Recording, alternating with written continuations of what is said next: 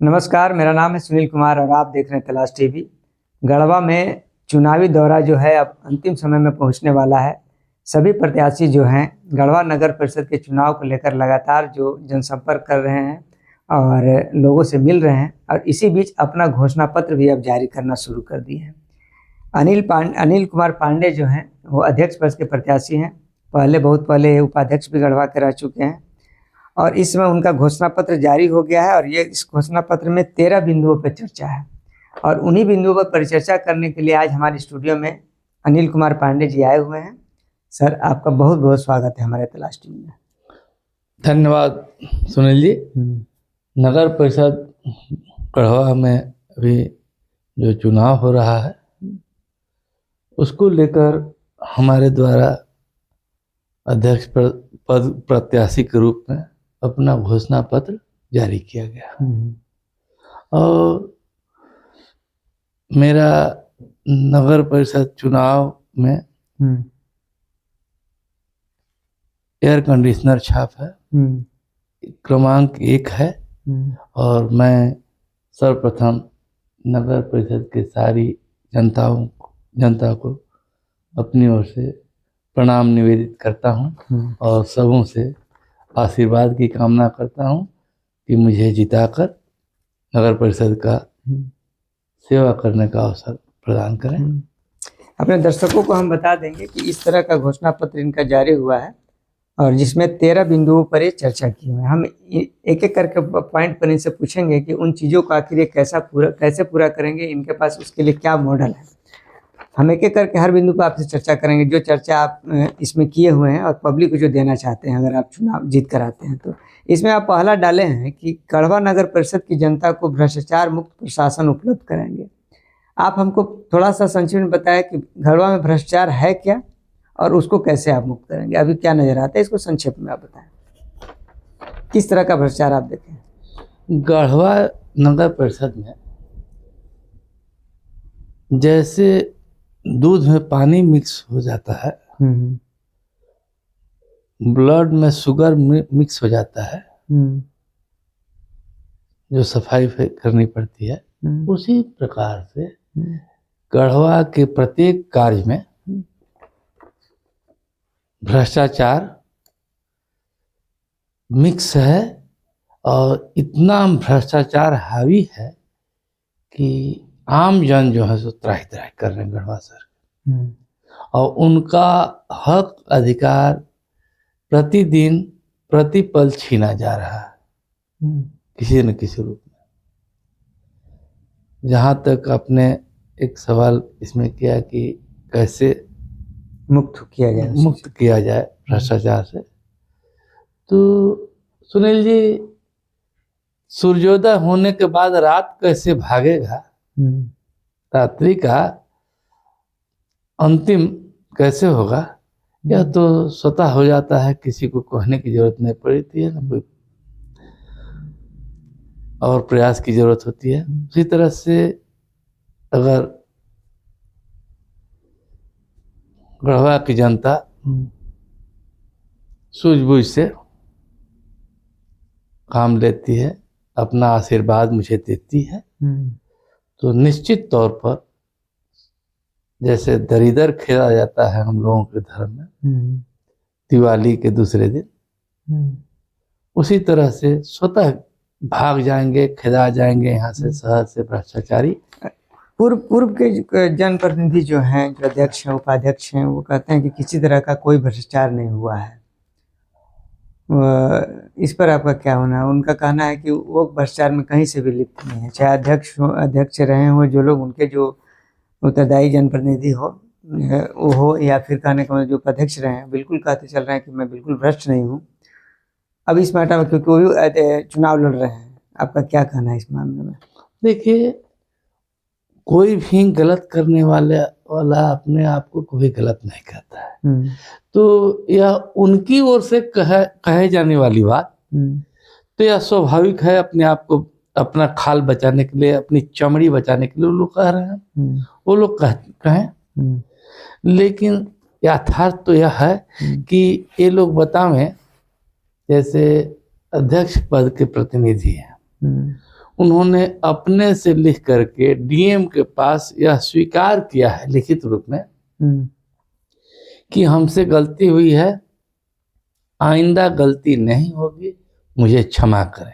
कब की घटना, कब ये सारा चीज हुआ था? ये जब जांच हुई थी और जांच के ही क्रम में उसको जो गलत किए थे उस पर पर्दा डालने के लिए गलत साइन करा रहे थे, गलत तरह से कागज बना रहे थे, जिसको लेकर के वार्ड पार्षद द्वारा भी कंप्लेन किया गया था और जिसको लेकर के क्षमा मांगे थे लिखित रूप में कि हमसे गलती हो गई है, हमने गलत कराया लोगों से, अब मैं ऐसा गलती नहीं करूंगा। यह उपायुक्त महोदय गढ़वा को लिखित अपना आवेदन सुपुर्द किए। किस वार्ड पार्षद की बात कर रहे हैं? वार्ड पार्षद का नाम ले रहे हैं आप?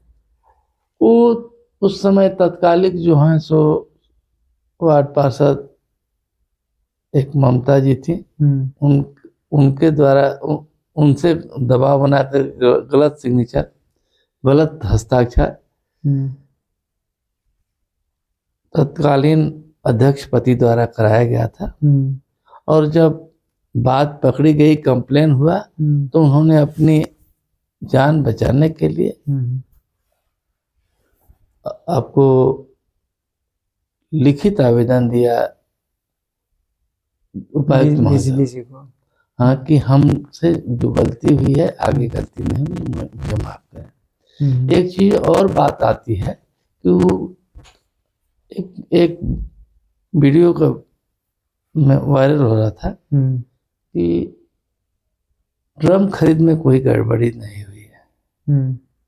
सबसे बड़ी बात है कि जिस ड्रम की बात करते हैं वह ड्रम का पैसा बचाने के लिए, पैसा लूटने के लिए वो ड्रम को सामने लाया गया, ड्रम का खरीद हुआ, जबकि ऑलरेडी जो बोर्ड का बैठक होता है, बोर्ड के बैठक में जो पारित होता है वही खरीद किया जाता है, वही काम किया जाता है। बिना बोर्ड के बैठक के आदेश के आप कोई भी निर्णय लेने के लिए, चाहे वो कार्यपालक पदाधिकारी हो या अन्य जनप्रतिनिधि हो, स्वतंत्र नहीं है। सबसे पहले बोर्ड में पारित कराते हैं, इसके बाद आगे काम होता है। तो उस बोर्ड में के पारित आदेश में स्पष्ट लिखा हुआ है कि फाइबर का डस्टबिन खरीदना है, अच्छा, न कि लोहे का ड्रम खरीदना है। और यह बात जो है सो अधिकारी लोग जो है सो जांच करके जांच प्रतिवेदन सुपुर्द किए हैं और उसी सब को देख करके लोकायुक्त द्वारा दोषी माना गया है और पुनः जो है सो आगे कार्रवाई के लिए लिखा गया है। उन्हीं के कहने पर लिखने पर जो है सो आगे माननीय उच्च न्यायालय द्वारा कार्रवाई की बात की गई, प्राथमिकी दर्ज करने का आदेश दिया गया, प्राथमिकी भी दर्ज हुआ और इसके बावजूद भी लोग सफाई देते चल रहे हैं कि हम गलत नहीं हैं। तो यह उनका सोच हो सकता है, व्यवस्था का, सरकार के कानून का यह सोच नहीं है।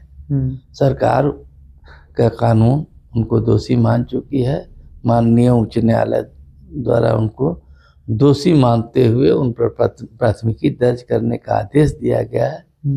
तो बचने का तो कोई सवाल नहीं होता है।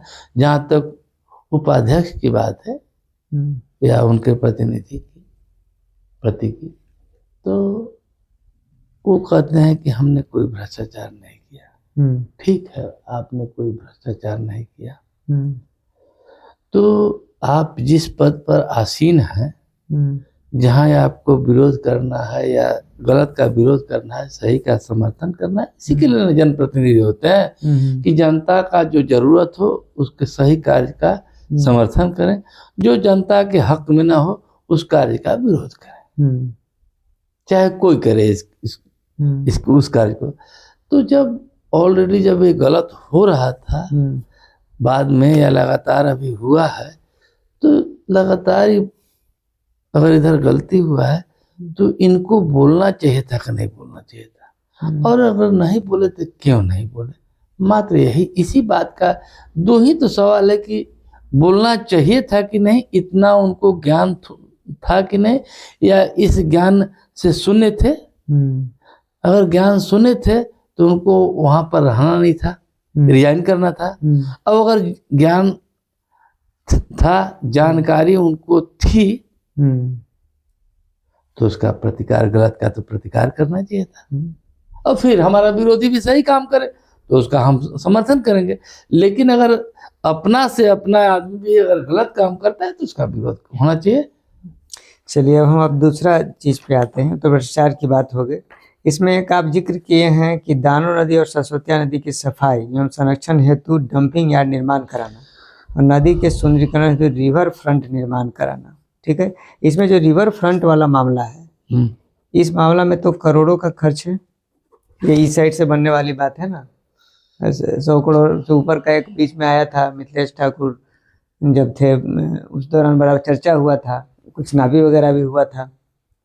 आप हमको बताइए कि इस चीज का निर्माण कैसे होगा। ये डंपिंग यार्ड वाला भी वहाँ भी बना हुआ है और यहाँ से जा नहीं रहा हवा कचरा, इस चीज को लेकर आपके पास क्या मॉडल, इन दोनों बातों की चर्चा करें आप। सर्वप्रथम आपको इन दोनों बातों में पहला चीज बता दें, डंपिंग यार्ड का मामला जो है, डंपिंग यार्ड ऑलरेडी जो है सो स्वीकृत है सुखवाना में जो है। हाँ, और कार्य उस पर हो रहा था और उस पैदा हुआ, और माननीय उच्च न्यायालय के आदेशानुसार, निर्देशानुसार अगर वहाँ पर कचरा डंपिंग यार्ड बनना है, खर्च भी हो चुका है, तो बहुत बड़ी बात नहीं है और अवरोध का भी कारण बहुत बड़ा नहीं है। इसमें हम बार बार कहते हैं कि इच्छा शक्ति की कमी है। केवल लोगों से सही जानकारी लोगों को दे करके उनसे सहयोग लिया जा सकता है। उनको सारी बातें बता करके, बहुत लोग भ्रम की स्थिति में है, बहुत जगह लोगों को सही जानकारी नहीं है, और बहुत लोगों को जानबूझ करके उनको इसके लिए उद्वेलित किया जाता है, किया गया है। तो ऐसे में हम जहाँ तक मानते हैं कि केवल जो है सो आपसी तारतम्य, आपसी तालमेल में पब्लिक के साथ वहां से नहीं ज्यादा आपसी तालमेल हो रहा है, इस वजह से रुका हुआ है। हाँ, और दूसरा बात, रिवर फ्रंट के पैसे का कमी, आप बता रहे हैं कहाँ से आएगा। हाँ, मतलब नगर परिषद में तो हमें नहीं लगता कि उतना होगा। बीच में तो मिथिलेश ठाकुर जब थे तो उस दौरान पूरा डीपीआर सुनने के लिए, देखने के लिए मिला था बीच में। हाँ, तो गढ़वा नगर परिषद का मान लीजिए इतना ज्यादा कमाई नहीं है, मान सकते हैं कि वह जो है सो रिवर फ्रंट तत्काल बनवा सके। लेकिन ऐसी भी दिक्कत नहीं है कि विभिन्न तरह का रोड नाली का सुदृढ़ीकरण न हो, रोड नाली के निर्माण में दिक्कत हो, या जैसे आप देखेंगे, आप करोड़ की बात कर रहे हैं, 7.5 करोड़ रुपया जो है सो 1.5 लाख की योजनाओं के नाम पर खा लिया गया। 500 योजनाओं का निर्माण के नाम पर इतनी भी छूट नहीं होनी चाहिए कि इतना लूट हो जाए कि कहना ही नहीं है। तो ऐसे पैसे की कमी बहुत न केंद्र सरकार के पास तो नहीं है। जहाँ तक राज्य सरकार की बात रही, तो राज्य सरकार भी ऐसा नहीं है कि जरूरी काम राज्य सरकार नहीं कराएगी। तो हम जो भी व्यवस्था बनाएंगे वह केंद्र सरकार से, राज्य सरकार से वित्तीय सहायता लेकर के हैं, और वहाँ केंद्र सरकार के पास मैं समझता हूँ कि पैसे की कोई कमी नहीं है। केवल प्रयास करने से, उचित रास्ते में, उचित माध्यम से हम प्रयास करें तो पैसा इफरात आएगा, इफरात आ सकता है, बहुत बड़ी बात ये नहीं है। अब वार्ड 11, 12, 13 की आप चर्चा किए हैं, जहाँ विशेष रूप से आप जल जमाव को लेकर चर्चा किए हैं। बरसात भी आने वाला है चुनाव के बाद, तो फिर 4 महीनों में बरसात भी आ जाएगा। तो क्या वहाँ की जनता इस बात के लिए सुनिश्चित रहे कि इन 4 महीनों के बाद जब अगर चुन के आते हैं तो इस बार में जल जमाव झेलना पड़ेगा? यह तो मैं वादे के साथ, दावे के साथ कहता हूँ कि अगर जनता मुझे चुन करके वहाँ लाती है नगर परिषद अध्यक्ष 11, 12, 13 3 वार्ड की तो चर्चा की आप। 11, 12, 13 सही बात है। जल जमाव से काफी प्रभावित रहता है, लोग परेशान होते हैं। ऐसे में बरसात से पूर्व इसका निदान करना कोई बड़ी बात नहीं है। केवल लोग चाहे जो भी या हम चाहें तो निश्चित तौर पर बरसात से पूर्व जल जमाव का तो जो समस्या है या खतरा है उसको तो रोका ही जा सकता है, इसमें कहीं कोई दो राय नहीं है। पानी और कुछ नहीं तो बहुत जगह जो है सो आप सुने होंगे, एक पुरानी कहावत है कि ना जो भी जल का जो है प्रवाह हमेशा नीचे की ओर ढाल की ओर होता है। तो स्वाभाविक जिधर ढाल है उसका अवरोध हटा दिया जाए तो पानी स्वतः निकल जाएगा, जल जमाव नहीं होगा। और जम रहा है तो कहीं ना कहीं रुक रहा है। हाँ तो कहीं रुका हुआ है पानी या रुकता है तो उसका स्वाभाविक जो राह अवरुद्ध नहीं हो, पानी निकलने का रास्ता अवरुद्ध ना हो तो वह तो अमूमन पानी ठहरेगा ही नहीं। पहली बात तो यह है। और परमानेंट और उचित निदान के लिए आपको जहाँ तक बात है तो यह जो है सो निश्चित तौर पर हो सकता है या होगा। हम यह पूर्ण विश्वास के साथ जहाँ तक हम समझ पा रहे हैं यह समय के अंदर एक निश्चित समय के अंदर इस कार्य को हम पूर्ण कर पाएंगे या कर देंगे। चलिए अब इसमें एक थोड़ा सा अलग टाइप का देख रहे हैं कि प्रत्येक वार्ड में पार्क और ओपन जिम, मान लीजिए ओपन जिम के लिए तो हो सकता है कहीं रूम वगैरह में हो जाए, हर वार्ड में पार्क कैसे निर्माण होगा? आपने इसमें जिक्र किया है प्रत्येक वार्ड में पार्क और ओपन जिम का निर्माण सुनिश्चित। किस तरह का पार्क होगा? छोटा सा पार्क होगा, बड़ा पार्क तो हर वार्ड में कैसे संभव? कहाँ है अब जगह? कुछ इस तरह का आइडिया बिठा चुके हैं आप?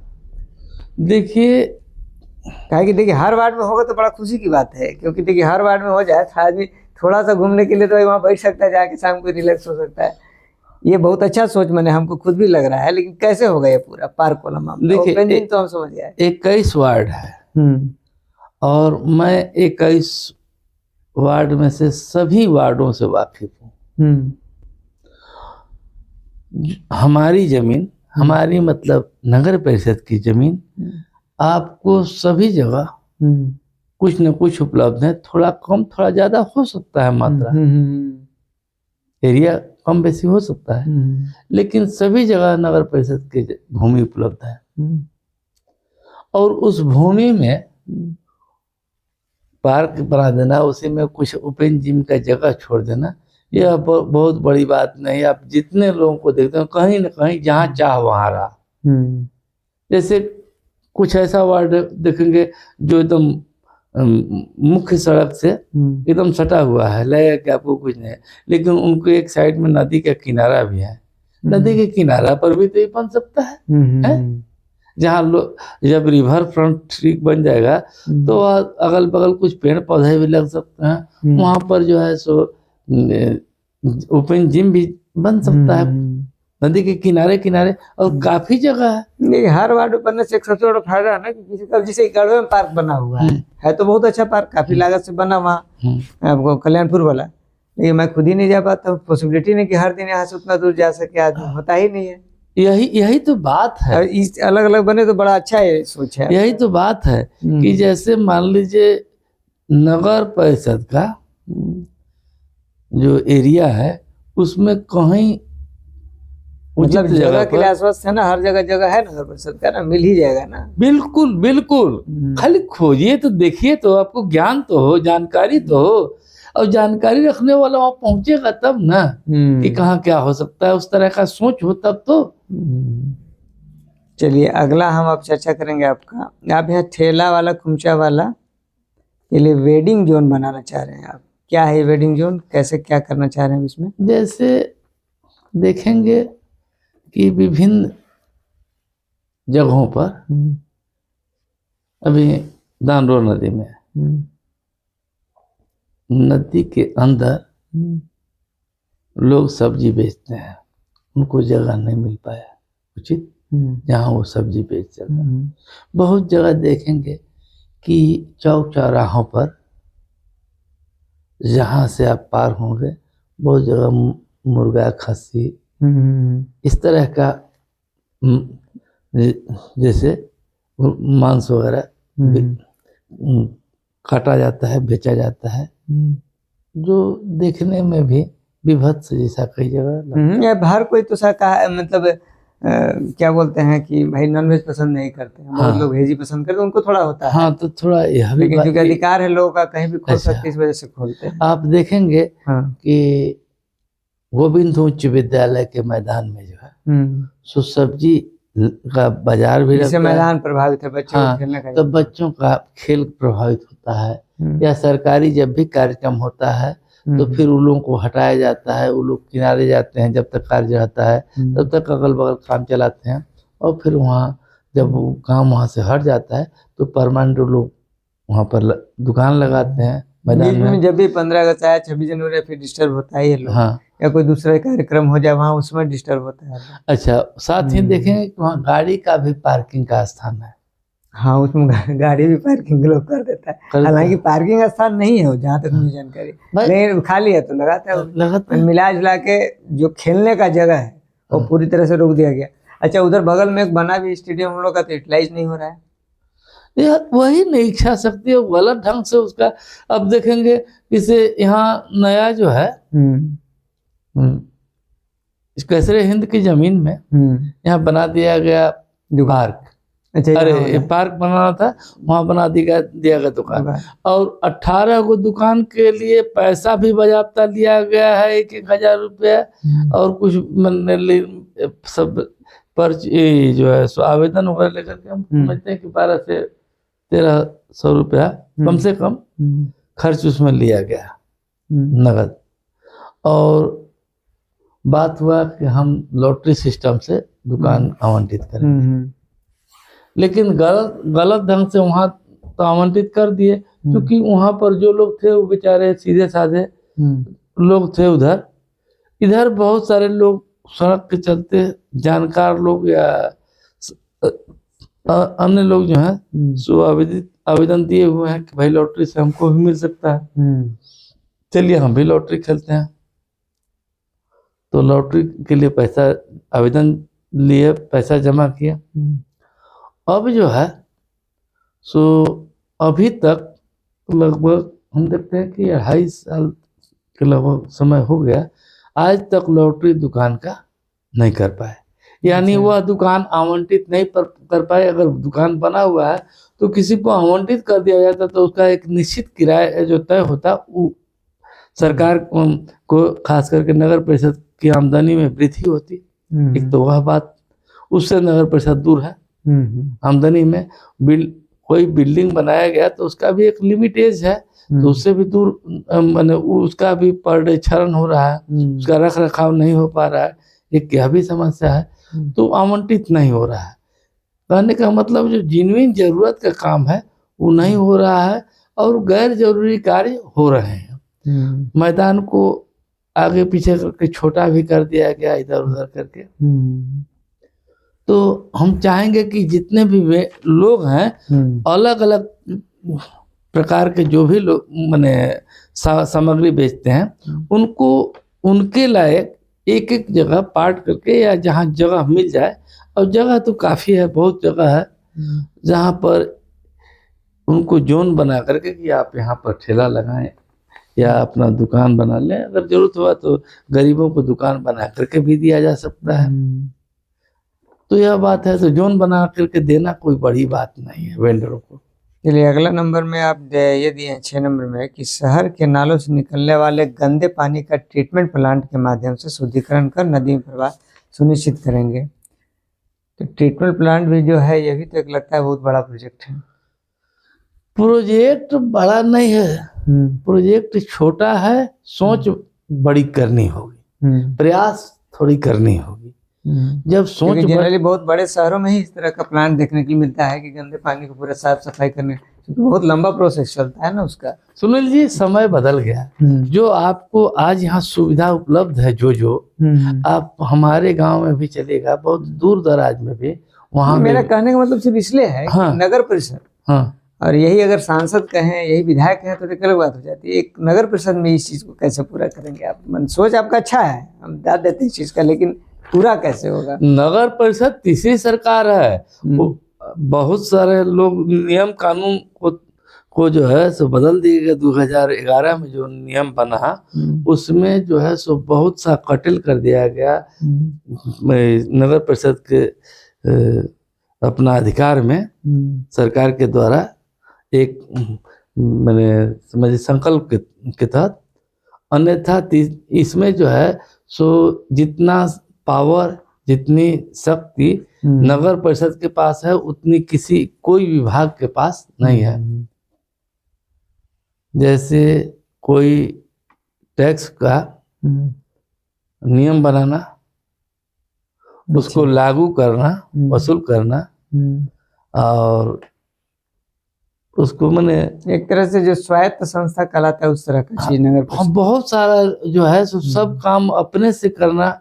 इसके पास जो है सो या स्कूल खोल सकता है, या जो है सो और भी साफ सफाई के अलावा टैक्स निर्धारित कर सकता है, टैक्स वसूल सकता है, या और जो भी काम हो, बहुत सारा काम करने का इसका जिम्मेदारी था। तो कुछ कम कर दिया गया, फिर भी इसके पास अपना टैक्स वसूलने का बहुत सारा चीज जगह है। बहुत सारा देखते होंगे यहाँ भी कि चीज जो है सो उनको करने का है नगर परिषद को, लेकिन वह उधर उनका ध्यान ही नहीं है, उससे वो दूर है, सोच नहीं बन रही है। तो ये बड़ी बात थोड़ी है।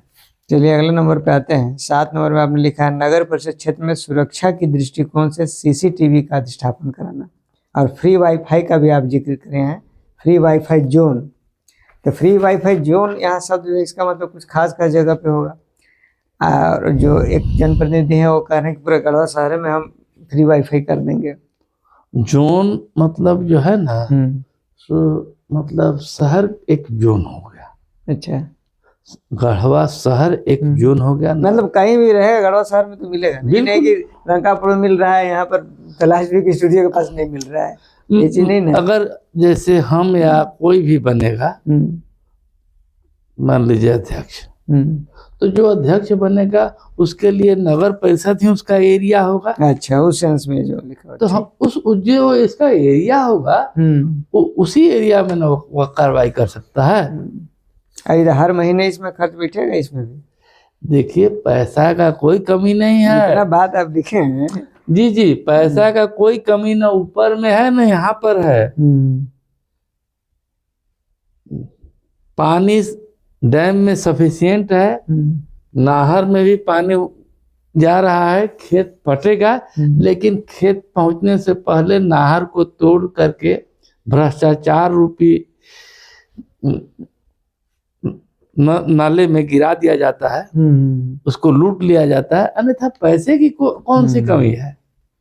चलिए उसके बाद अगला आते हैं, इस शहर के चारों ओर मिनी बाईपास का निर्माण सुनिश्चित कराना ताकि लोगों को जाम से मुक्ति मिल सके। तो इसमें एक मिनी बाईपास जो है ये जिक्र हो गया, रिवर फ्रंट हो गया, तो ये लगभग तो दोनों एक ही तरह से रूट में जाएगा ना। देखिए, जहाँ तक रूट की बात है, कुछ एरिया में या रिवर फ्रंट भी है, अच्छा, हो सकता है उसका बने, या इंजीनियर और रास्ते हैं, किससे ज्यादा सुटेबल हो सकता है वो तो अकेले हमारे बस, मतलब मिनी बाईपास भी हो जाए, उसी के साथ साथ रिवर फ्रंट जिस तरह से संभव हो पाए उतना हो जाए। अभी तक जो बाईपास बना, अभी तक जो बाईपास जो अभी बना है, तो बाईपास बनने के बावजूद जो शहर का मुख्य शहर का तो जाम लगभग पूरा नहीं खत्म हो पाया। ये तो मैं पहले भी एक अब तो अभी उनका क्या कहें नाम लेना, उनको मैंने बताया था कि इससे शहर का जो मुख्य पथ का जो, मुझे भी लगता है कि जब नदी किनारे वाला थोड़ा एक बन जाए ना, तो काफी हद तक मैंने एक इस पर नहीं जाता, नहीं तो शहर के बीच में तो लगभग जाम रहेगा। कुछ थोड़ा उधर से जो आ रहा है वो थोड़ा उस साइड से पार हो जाए तो जाम है और जाम रहेगा आगे भी, जब तक मिनी बाईपास वगैरह और अल्टरनेट व्यवस्था या गाड़ी पार्किंग का व्यवस्था शहर में, जैसे जो कोई बाहर से आया तो उसके पार्किंग की व्यवस्था और सख्ती से लागू हो पार्किंग वाला, रोड पर कोई ना करे तो गाड़ी पार्क करे, इस बात का जब तक सख्ती नहीं होगा तब तक जाम से मुक्ति शहर को नहीं मिल पाएगी। चलिए अगला नंबर आपका पार्किंग था, जिसके बारे में आपने चर्चा कर ही दिया। उसके बाद आपने कहा है कि मुफ्त पानी का कनेक्शन दिलाना है शहरवासियों को, पूर्व में ली गई राशि को वापस दिलाना। पूर्व में ली गई राशि वापस दिलाना, ये क्या मामला है? देखिए, हम तो लूट की बात जहाँ तक कर रहे हैं, बिना कहे पूछे 4-4 हजार रुपया। अच्छा, वो 4,000 वाली जो बीच में चर्चा थी नहीं, ली गई है। ये जो रेहला वाला जो आया था वो ना, हाँ, रेहला वाला जो पानी, जबकि उनको पानी स्वतः जो है जो नहीं करना था वो इन्होंने किया, जो करना था। बाद में बहुत से लोगों से नहीं लिया गया, जिसको लेकर के है कि भाई पहले ले लिया गया पैसा, वो लोग पैसा कहाँ रखा गया ये तो पूछिए कि कहाँ लोग रखे, किस तरह से खर्चा किए। इस तरह इतना मैंने बेतरतीब ढंग से लूटा गया, उसका कोई हिसाब नहीं, कुछ नहीं आपको मिलेगा। केवल जो है सो लूट का बाजार है। रसीद वगैरह तो सब दिया गया। रसीद जो है सो किस तरह का रसीद तो देखिएगा तब तो। रसीद भी मजाक है अपने आप में। हाँ, किस खाते में पैसा रखा गया आप देखेंगे। जितना दुकान बना, कहने को तो पीपीपी मोड पर बना गया, किसके आदेश से पीपीपी मोड हुआ? क्या मैंने सचिव के स्तर से आदेश हुआ कि यहाँ के बोर्ड बैठक में पारित हुआ? ये सब बहुत सा बातें हैं, बहुत सी सारी बातें हैं। चलिए अगला पॉइंट पे आते हैं कि बस पड़ाव, जो अंतर्राज्यीय बस पड़ाव है उसकी भी आप चर्चा किए हैं। पहले इसका नाम श्री कृष्ण अंतर्राज्यीय बस पड़ाव हुआ करता था, अब अंतर्राज्यीय बस पड़ाव हो गया है। आप पुनः इसमें लिखे हैं कि दोबारा से आप चाहते हैं कि श्री कृष्ण अंतर्राज्यीय बस पड़ाव करना चाहिए। यह क्यों? नाम को लेकर आप इतना रिजिड क्यों हैं? बस पड़ाव है, लोग आ रहे हैं जा रहे हैं। देखिए, नाम जो है बहुत सारे लोग जो हैं सो पैसा क्यों कमाते हैं कि हमको लोग जाने कि हम बड़ा आदमी हैं। तो नाम तो बगैर नाम के, आपका कोई नाम ना हो तो आपको कोई कैसे जानेगा, आपके पास कोई कैसे आएगा? तो नाम तो जरूर रहना चाहिए, एक चीज। दूसरा चीज को, आप पुराना जो बस स्टैंड है वो श्री कृष्ण गौशाला के भूमि पर अवस्थित है और उस समय के एग्रीमेंट में भी यह बात थी। तो एग्रीमेंट के अनुसार उसका नामकरण भी श्री कृष्ण गौशाला किया गया था। तो श्री कृष्ण गौशाला किया गया। जब पुराना निर्माण जो है सो जब आपको जीर्ण शीर्ण हो गया तो पुनः टेंडर किया गया। टेंडर करने के, और टेंडर भी किया गया तो उसका मूल कारण आपको जान लीजिए कि पहले से जो भ्रष्टाचार हुआ था उसका जांच तो हो गया था, फिर दोबारा भी जांच हुआ था, लेकिन आगे उसका प्रमाण को खत्म करने के लिए कि भाई यहाँ गड़बड़ी हुई है, जल्दी जल्दी में उसको वहाँ पर जो है सो पुनर्निर्माण का व्यवस्था बनाया गया। निर्माण तो हुआ बस स्टैंड, ठीक है, लेकिन किस जो पहले पूर्व में नाम था, एग्रीमेंट इकरारनामा में भी है, तो वह जो बस स्टैंड का नाम उस समय जो नामकरण किया गया था, तो नया जो निर्माण हुआ तो उसमें उसका नाम हटाने का कहाँ से प्रावधान हो गया? कौन प्रावधान बना दिया? क्यों हटाया गया? इसमें तो मात्र कार्यपालक पदाधिकारी दोषी है, उस पर कार्रवाई होनी चाहिए।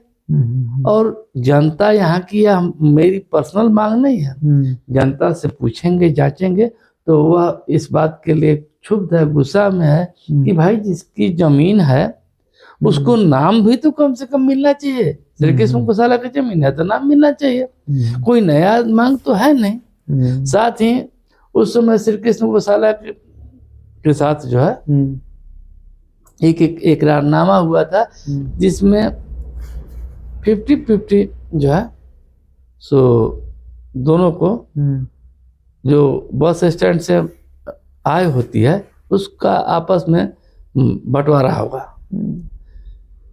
नगर परिषद द्वारा उसका जितना भी टेंडर किया जाता है किया गया, लेकिन उसको लागू नहीं किया गया, या अन्य कई उसमें मामले हैं, मुद्दे हैं जिसको लागू नहीं किया जा सका नगर परिषद द्वारा।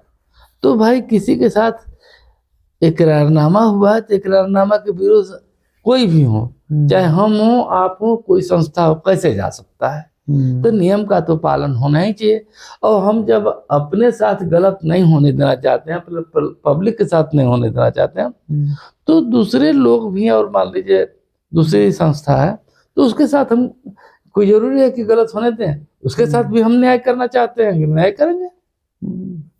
चलिए अगला पॉइंट आपका है 12 नंबर, विभिन्न धार्मिक स्थलों को चारदीवारी से निर्माण कराकर सुनिश्चित करना। धार्मिक स्थल मतलब क्या? मतलब कहने का हिंदुओं का, मुस्लिम का, सबका। क्योंकि देखिए जनरली होता क्या है बहुत बार कि जो बीजेपी से जुड़े होते हैं वो सीधे एक ही मुद्दा लेके चलते हैं, आप बीजेपी से भी जुड़े हुए हैं। ऐसी स्थिति में इस धार्मिक स्थल शब्द का अर्थ क्या समझा जाए? बहुत सारे चीज है। धार्मिक स्थल, सभी धर्म में धार्मिक स्थल है। मतलब ये समझा जाए ना कि हर किसी के लिए आपका ये वक्तव्य? बिल्कुल बिल्कुल, लेकिन ये हर किसी के है, लेकिन जरूरत किसकी है? जिसकी जरूरत होगी उसको उसका हक दिलाया जाएगा, चाहे जहां भी हो। चलिए ठीक है। अब इसमें अगला है आपका शहर के सभी नालियों और सड़कों को अवसर करना, सुदृढ़ीकरण और निर्माण करना। इस पॉइंट पर आप कुछ बोलना चाहेंगे? बिल्कुल बोलना चाहेंगे। आप अभी क्या देख रहे हैं स्थिति है, उस पर क्या? इतनी खराब स्थिति है ना कि बहुत जगह तो हम जैसे कहें ना कि अभी हम तो मैंने अबर चुनाव के प्रचार के दरमियान विभिन्न वार्डों में, विभिन्न जगह गए, जैसे वार्ड 9 में गए, वार्ड 11 में गए, 12 में गए, 13 में गए, कई जगह गए, 14 में गए। तो विभिन्न जगह में जो है सो रोड की जरूरत है या नाली की जरूरत है, लेकिन किसी को वहाँ उस पर केयर नहीं है। और वो जबकि उसको बनना अवश्य चाहिए। इसी तरह से आपको वार्ड 4, 3 का भी हमने देखा, मैंने बहुत जरूरी काम वार्ड 4 में सड़क का हो, चाहे आपको बिजली का हो, पानी का हो, जो सबसे जरूरत का चीज है, सबसे आवश्यकता में से है, उसका भी अभी तक। इन 13 सारे चीजों पर हमने चर्चा किया घोषणा पत्र को आपका लेकर के। इन 13 बिंदुओं में से अगर हम अनिल पांडे से बात पूछना चाहे कि कौन से वो 3 काम होंगे आप जीत के आते हैं, ये जो आप जितना बिंदु दिए हैं, वो 3 काम कौन होंगे जिनको सबसे पहले आप चाहेंगे ये पूरा हो? क्योंकि सब काम है, एक 5 साल का सारा लिस्ट अपना दिया है कि 5 साल में हम ये काम कराएंगे। 3 काम जिसको फुल प्रायोरिटी के साथ आप करेंगे। आपने विभिन्न मुद्दों की चर्चा की, नदी का, सरस्वती नदी की चर्चा किया, भ्रष्टाचार का चर्चा किया, ठेला वालों की चर्चा की, CCTV का चर्चा किए, और रिवर फ्रंट बनाने की चर्चा। ये सारे मुद्दों में से आपको कौन सा 3 चीज आपसे अगर पूछेंगे कि अनिल पांडे किस चीज को पूरा करेंगे, सबसे पहले चाहेंगे दिल से कि वो सबसे पहले हम चाहेंगे पूरा हो? सबसे पहले जो है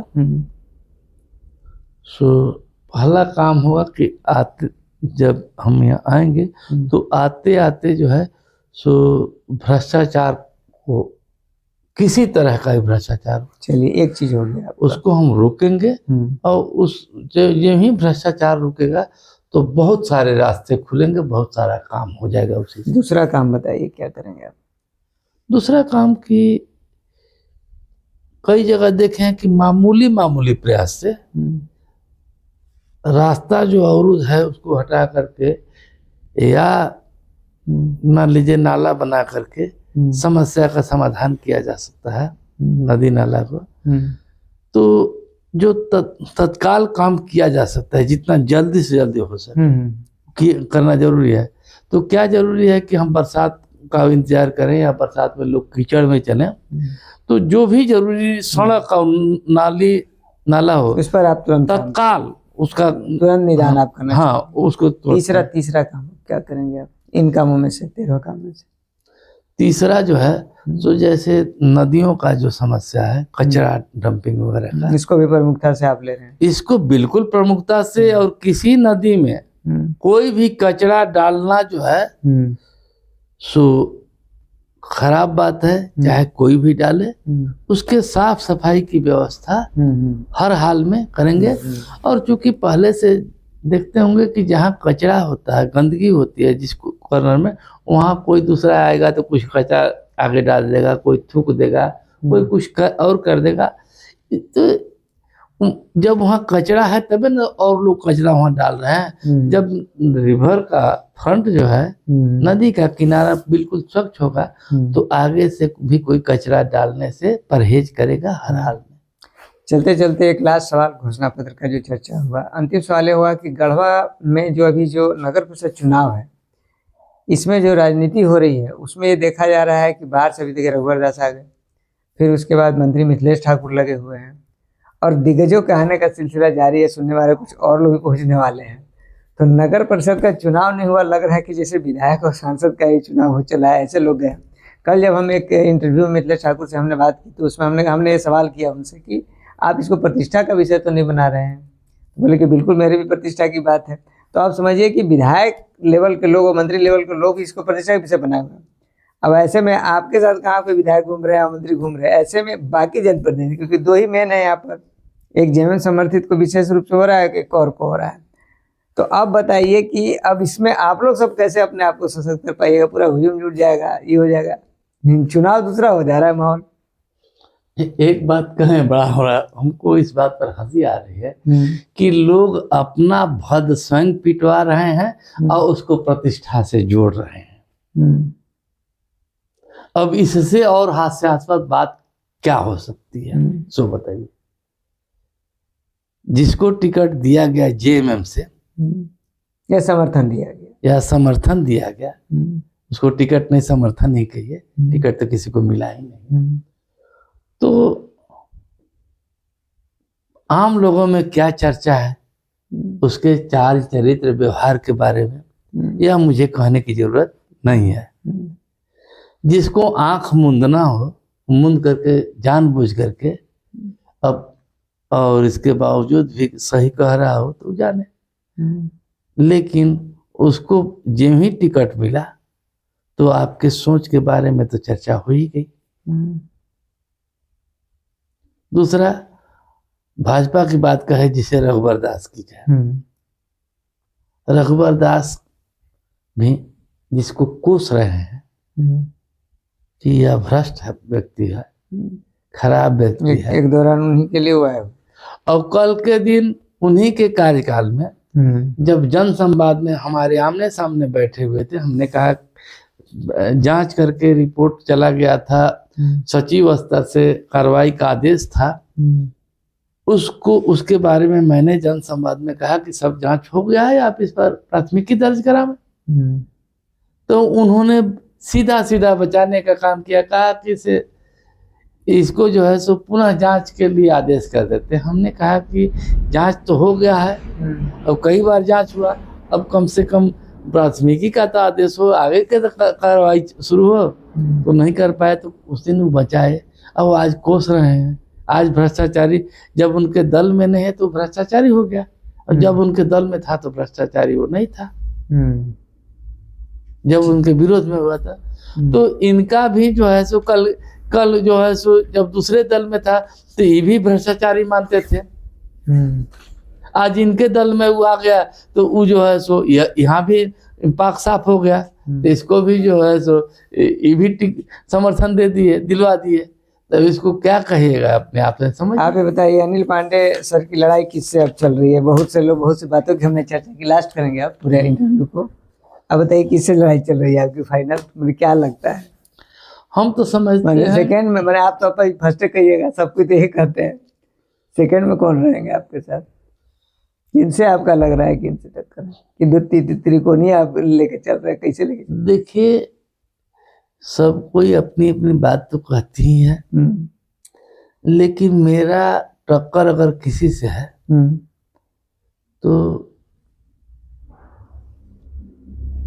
जो नगर परिषद में गलत कार्य हुआ है, विरोध हुआ है, उस भ्रष्टाचार से, उस गलत कार्य से, और हमारे यहाँ के जन जो हैं नगर परिषद के, उनके विरोधी से हमारा टक्कर है, उनके दुश्मन से टक्कर है, उन चाहे जो भी उसमें संलिप्त हों या आगे की तैयारी कर रहे हों लूटने के लिए, उन सारे लोगों से टक्कर है। मैं तो अपने आप से, आप देखेंगे कि भ्रष्टाचार के मुद्दे पर कोई बोल ही नहीं रहा है।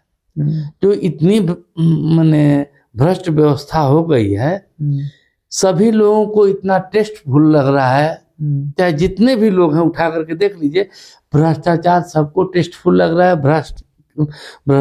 भ्रष्ट आचरण में डूबे रहे, भ्रष्टाचार करते कराते रहे, या चुप्पी साधे रहे, या करते रहे, या उससे दूर भी हैं तो चुप मौन समर्थन रहा। लेकिन भ्रष्टाचार से सभी का किसी न किसी रूप में नाता रहा है, चाहे आगामी आने वाले हों। अगर आप आने वाले थे तो एक आध बार बोलना तो चाहिए था, जहाँ यहाँ लूट हो रहा है, जहाँ आप अगर राजनीतिक ज्ञान रखते हैं, यहाँ पर आने की बात करते हैं, तो वहाँ जो गंदगी है उसके बारे में तो चर्चा तो कभी न कभी तो आपको करना चाहिए, करेंगे। चलिए सर, अंत में हम चाहेंगे कि आप जनता से अगर कुछ विशेष अपील करना चाहते हो, चुनाव का माहौल है तो आप कर सकते हैं, उसके बाद हम इंटरव्यू को अंत करना चाहेंगे। हम गढ़वा नगर परिषद की जनता से प्रणाम निवेदित करते हुए पुनः, या यूँ कहें बार बार मैं आग्रह करना चाहूँगा कि आप मुझे एयर कंडीशनर छाप 1 नंबर पर